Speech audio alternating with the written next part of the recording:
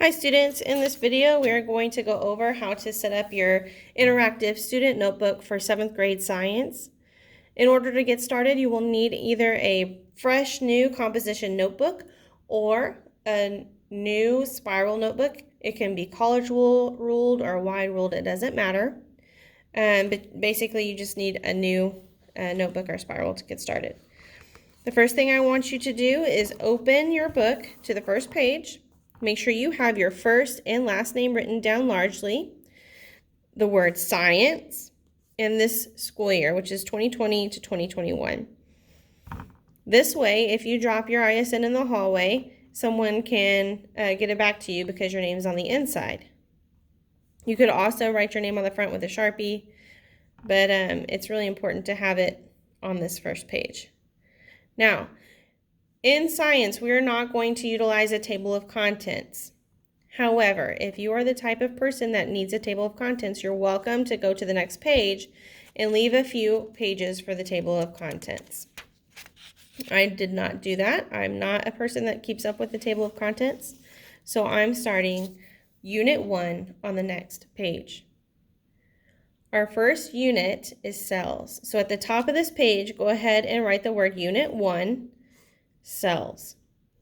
In Canvas, there is a PDF file that has the answers and the vocabulary, the important things that we're learning in this unit. If you want to, you can print that out and glue it in. You could also copy some of those questions down or those vocabulary words and write them down as you go, as you learn them, write the definitions or check them off. This is really for you to use to help you make sure that you know what you need to know for the unit. In the future, when we are in the classroom, we will be printing these and gluing them in.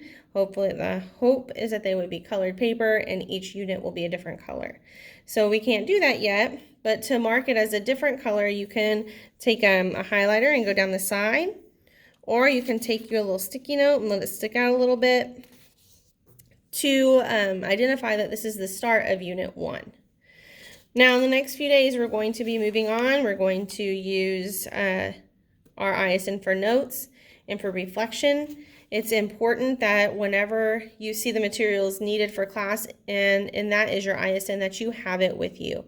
Please do not skip the writing the notes down or writing the reflections. That's really important for cementing the knowledge in your brain.